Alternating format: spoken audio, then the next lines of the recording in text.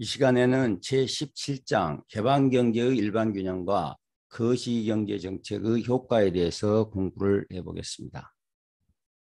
차례는 다음과 같습니다. 먼저 제1절에서 생산물 시장의 균형을 나타내는 DD 곡선을 공부하고 2절에서는 자산시장의 균형을 나타내는 AA 곡선을 공부하고 3절에서는 DD 곡선, AA 곡선을 이용해서 그 일반균형 모형에서 거시경제정책의 효과를 공부를 하고 3절에서는 거시경제정책이 경상수지에 미치는 효과, 그리고 부록에서는 수식을 이용해서 DD, AA 곡선이 어떻게 도출되는지를 정리해 놓고 있습니다.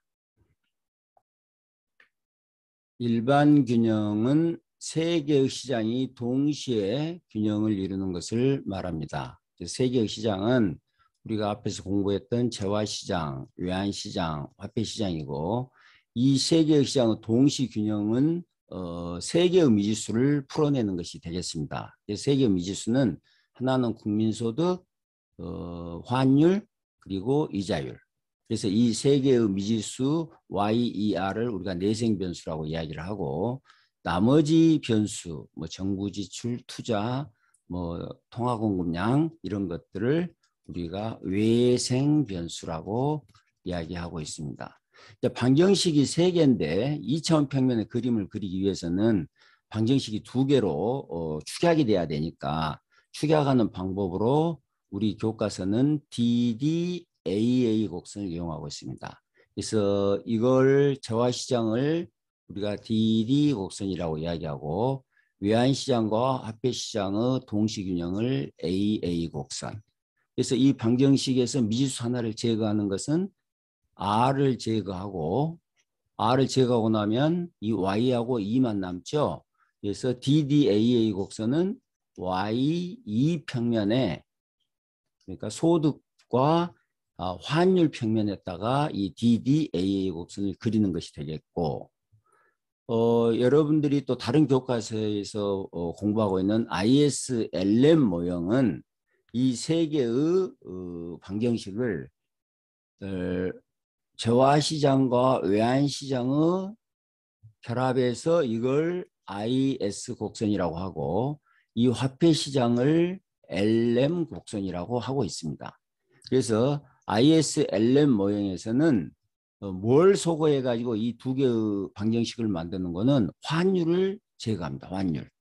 그러니까 여기는 R과 Y로 표시되어 있고, IA 곡선에서는 이 환율, 하나의 미지수인 이 2를 제거해서 Y하고, 그러면 이제 Y하고 이 R만 남게 되는 거죠.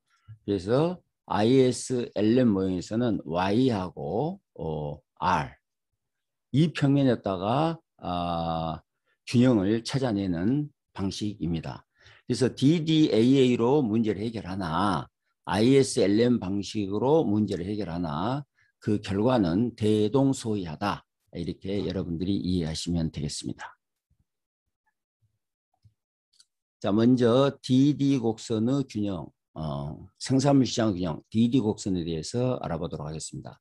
DD 곡선은 생산물 시장 균형이니까 총 공급, 총 수요가 일치하는, 이게 생산물 시장 균형 방정식이고, 우리가 앞에서 공부했던 소비 함수하고 경상수지 함수를 집어넣으면 여기다가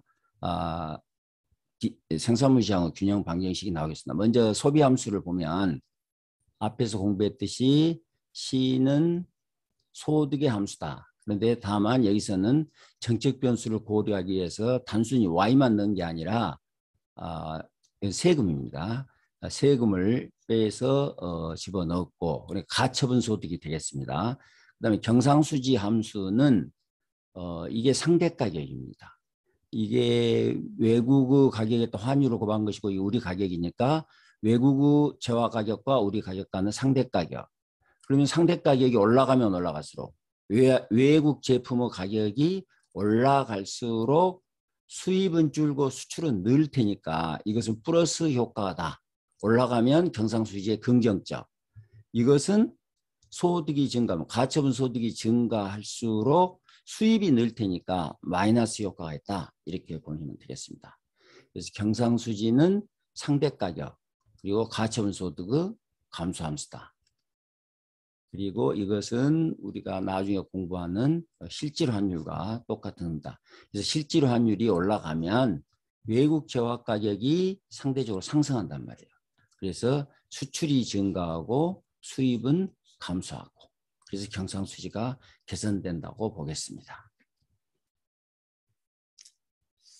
그래서 총수요함수가 이렇게 되니까 앞에서 방금 공부했던 소비함수하고 경상수시함수를 여기다가 집어넣으면 식이 이렇게 정리가 되고 이 식을 간단히 표현하면 상대가격, 가처분소득, 투자, 정부지출의 함수다. 총수요는 이렇게 표시가 될 수 있겠습니다.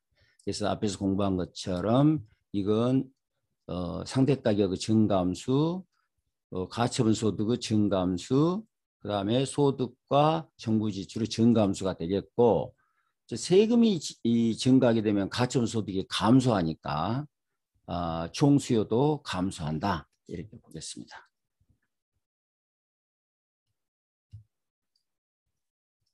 자, DD 곡선을 도출해 보도록 하겠습니다. 생산물 시장은 총 공급과 총 수요가 일치할 때 균형을 이루니까 이게 생산물 시장의 균형을 나타내는 방정식이 되겠고요. 이것을 통해서 환율과 총 생산량 간에 정의 관계가 있다는 것을 알 수가 있는데 정의 관계가 있다는 것은 그림표로 그리면 여기를 Y, 여기를 환율 그러면 이렇게 우상향하는 이게 이제 DD 곡선이죠. 이런 정의 관계가 있다는 것을 알 수가 있는데 이 수학적 증명은 여러분들이 부록을 참고하시면 되고 그림을 통해서 도출하는 방법이 그림 17-1에 있습니다. 자, 이 그림을 보시면 여기가 초기 균형점입니다. 그래서 Y하고 Y하고 이게 지금 총수요죠. 그래서 이게 총수요 곡선이 되겠고 총수요와 총공급이 만나는 점이 여기서 균형을 이룬다. 다시 말해서 환율이 2원일 때 소득은 Y원이 된다. 그래서 2원과 Y원을 이렇게 하나 잡는다는 거죠. 그런 다음에 이런 연습을 하는 거예요. 환율이 올라가면 어떻게 될까? 환율이 올라가면 외국 제품의 상대 가격이 올라가니까 수출은 늘고 수입은 감소해서 총수요가 올라가게 될 것이다. 그러면서 새로운 균형점이 Y2로 이렇게 증가하게 된다. 그래서 환율을 올려봤더니 총 수요가 증가해서 균형 소득이 올라가게 될 것이다. 그래서 여기를 잡고 또 여기를 잡고 또 환율을 올리면 이런 점이 되겠죠. 환율을 올렸더니 소득도 증가한다. 올렸더니 소득도 증가한다. 그래서 이런 점을 잡아서 쭉 연결한 것이 DD 곡선이다. 이렇게 이해하시면 되겠습니다. 여기 적어진 내용을 읽어보시면 그림 A에서 환율의 변화에 따라 균형 생산량이 변해감을 알 수가 있다. A에서요.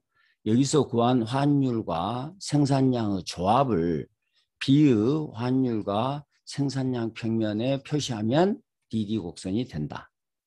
그래서 DD 곡선은 그림 B에서 같이 우상향하는 곡선이 된다. 뭐 여기서 여러분들이 살펴보더라도 다른 변수가 그대로 있다고 하면 환율이 올라가게 되면 이게 플러스라겠잖아요. 총수요가 증가하니까 소득이 어떻게 해야 돼요? 증가해야 되죠. 그러니까 이런 정의 관계에 있다 하는 것도 여기서는 이 식을 통해서도 우리가 쉽게 찾아내고 이해할 수가 있겠습니다.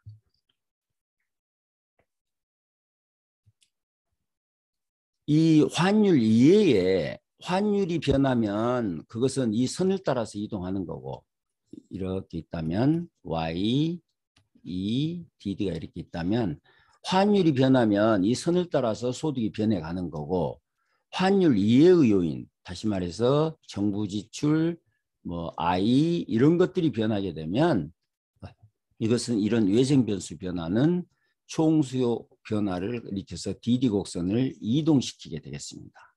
어떻게 이동시키는지 그림을 통해서 한번 살펴보시면요.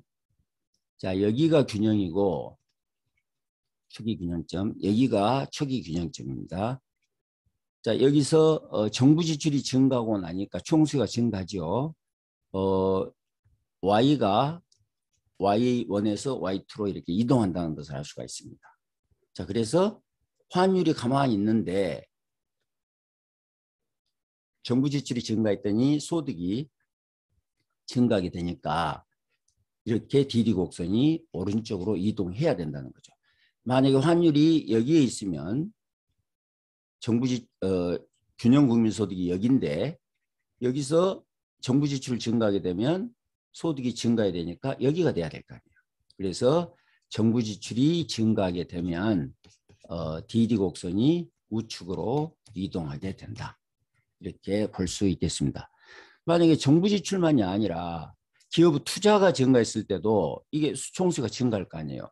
그러니까 기업 투자가 증가했을 때도 마찬가지로 이것이 우측으로 이동하게 될 것이고 다른 어떤 총수요를 증가시키는 어떤 요인인지 모르지만 총수요를 증가시키는 요인만 있게 되면 그 총수요를 증가시키는 요인은 전부 DD 곡선을 우측으로 이동시킬 것이다 하는 것을 우리가 쉽게 이해할 수가 있겠습니다. 자, 여기 정의된 내용을 읽어보도록 하겠습니다. 정부 지출 지유 증가, 그 다음에 조세 T 감소, 세금이 감소하는 거죠. 그 다음에 투자 I의 증가, 물가 P 감소, 회계 물가 P의 증가, 이런 것들은 모두 총수요를 증가시키는 거죠. 우리가 앞에서 살펴봤듯이. 그래서 이런 것들은 DD 곡선을 전부 우측으로 이동시키게 되겠고 반대로 총수요를 감소시키는 요인, 세금이 증가하면 총수요가 감소할 것이고 투자 감소, 국내 물가가 증가하면 수출이 안 되니까 총수요가 감소하고 해외 물가가 감소하면 수입이 증가하게 되니까 총수요가 감소할 것이고 이런 것들은 모두 국내 수요를 감소시키게 될 것이고 그래서 DD 곡선을 좌측으로 이동시키게 되겠습니다. 그래서 일반적으로 총수요를 증가시키는 요인은 DD 곡선을 우측으로 이동시키고 총수요를 감소시키는 요인은 DD 곡선을 좌측으로 이동시킨다고 여러분들이 이해하시면 되겠습니다.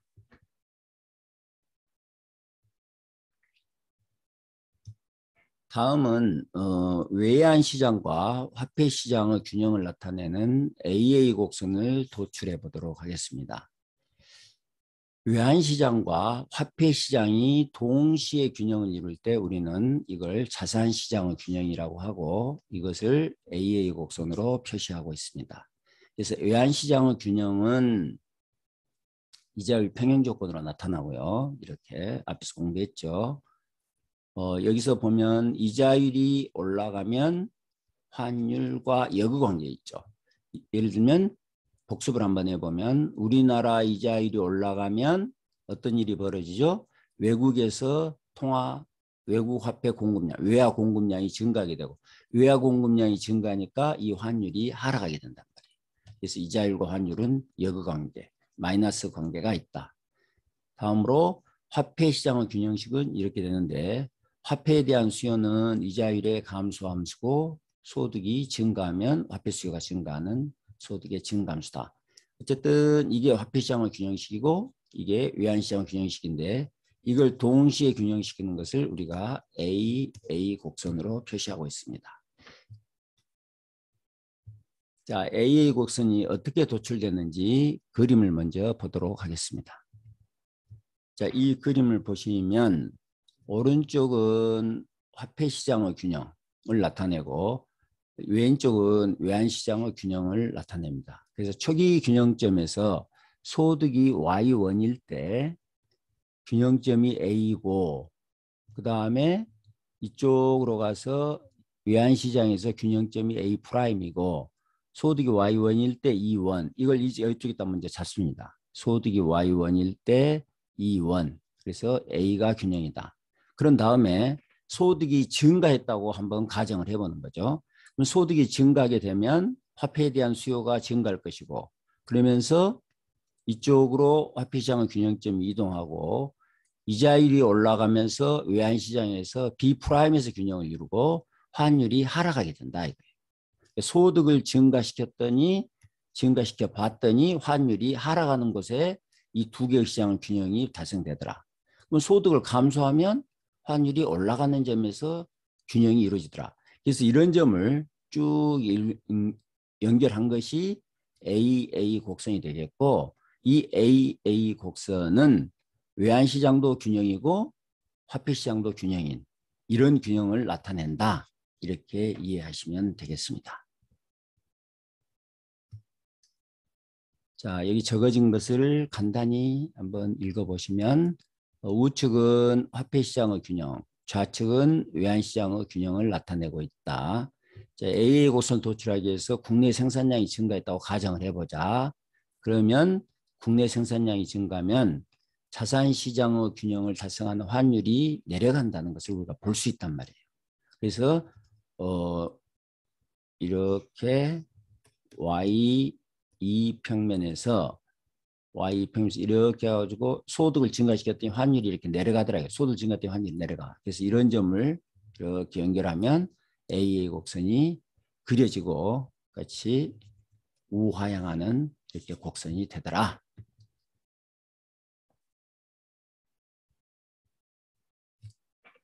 그리고 앞에서 우리가 DD 곡선에서 이야기한 것과 마찬가지로 Y, E, R을 제외한 나머지 변수들을 우리가 외생 변수라고 그러고 그 외생 변수가 변하게 되면 그것은 AA 곡선을 이동시키게 된다는 겁니다.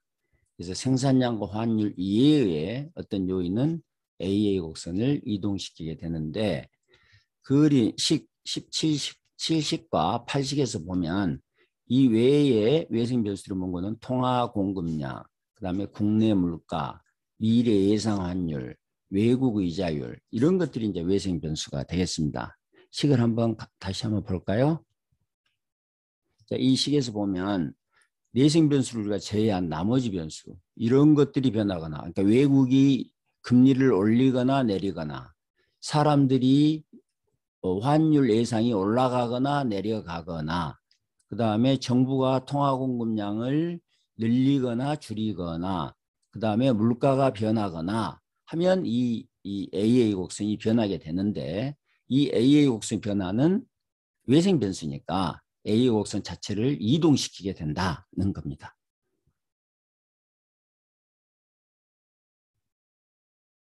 그래서 AA 곡선 이동을 여기서 한번 살펴보시면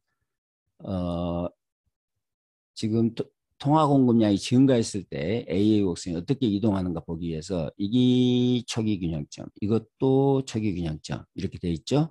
그리고 소득은 Y1이고 이 상태에서 환율이 E1이다. 소득은 Y1이고 환율은 E1이다. 그래서 여기에다 점을 하나 찍는다 이거예요.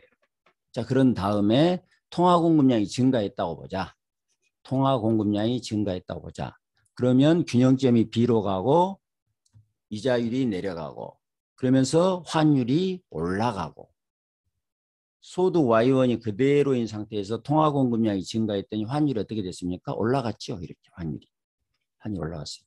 그 이야기는 소득이 가만히 있는 상태에서 이렇게 AA 곡선이 위로 이렇게 하면 AA가 뭐 위로 이동한다 또는 우측으로 이동한다. 뭐 이렇게 우리가 설명할 수가 있겠습니다. 그래서 여기서 보시다시피 이자율을 하락하는 요인, 통화공급량만이 아니라 뭐 물가가 하락하더라도 통화공급량이 증가하게 되는 거잖아요. 실질 통화공급량이. 그래서 이자율이 하락하는 요인이 있으면 AA 곡선이 우측으로 이동한다. 이렇게 이해할 수 있겠습니다. 자, 이 적어진 걸 읽어보시면 화폐 시장에서 국내 이자율을 올리면은 AA 곡선이 아래로 또는 뭐 좌측으로 이동시키게 되고 외국 예금의 기대 수익률이 높이면 외국 예금 기대 수익률을 높이는 요인이 있으면 AA 곡선이 위로 이동시킨다. 자, 그건 여러분들이 이렇게 생각하시면 되겠어요. 외국 예금 기대 수익률이 올라가면 외화 공급량이 느니까 기대 수익률이 높으면 아니 외화 수요량이 늘죠. 외국 예금 기대 수익률이 높이면 외국으로 달러가 빠져나가니까 수요가 증가해서 이 경우에는 수요가 증가하게 되니까 환율이 올라가게 되잖아요. 그러면 이 환율이 올라가게 되니까 소득이 가만히 있다면 AA 곡선이 어떻게 해야 되겠습니까? AA 곡선이 위로 또는 우측으로 이동을 해야 된다. 이렇게 여러분들이 이해하시면 되겠습니다.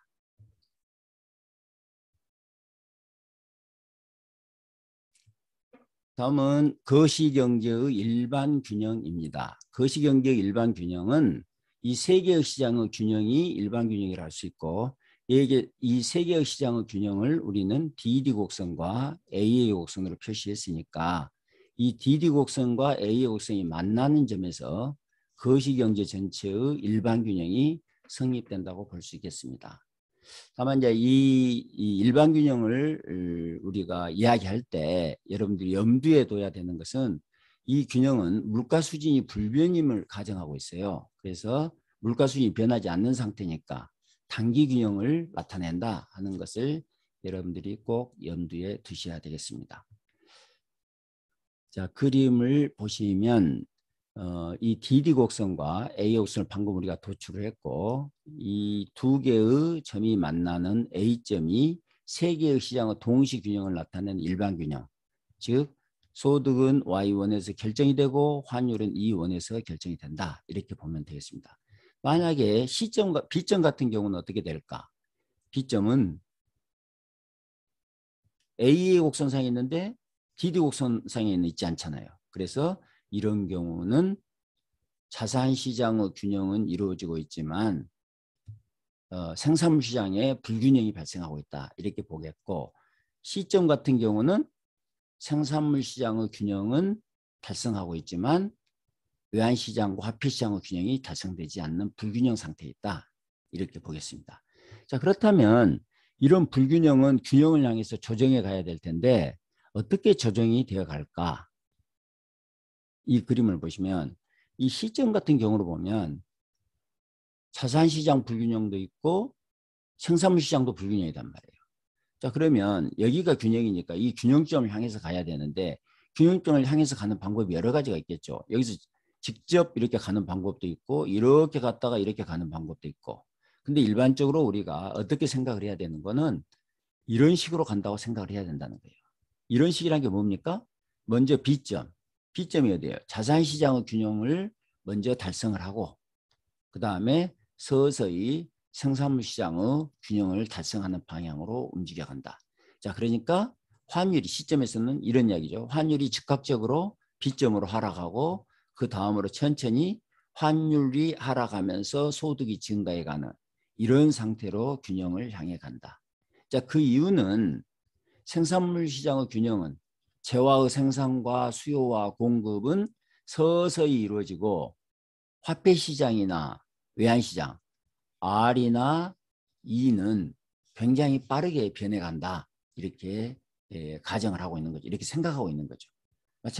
그러죠. 자산시장 가격이란 것은 굉장히 쉽게 변동하는 것이고 어떤 수요 공급 불균형으로 인한 생산의 증가라는 것은 시간이 걸리니까 그런 측면에서 이런 식으로 균형을 향해 간다라고 여러분들이 생각하시면 되겠습니다. 자, 여기 적어진 내용을 간단히 보시면 5는 DD 곡선과 만나는 A점에서 균형이 이루어지고 있다. 자, 6은 거시경제 불균형이 조정되는 과정이다. 현재 경제가 시점에 있다면 어떤 일이 벌어질까? 어떤 일이 벌어진다고요? 먼저 자산시장의 균형이 달성이 되고 다음으로 생산물 시장의 균형을 향해서 간다. 이렇게 이해하시면 되겠습니다.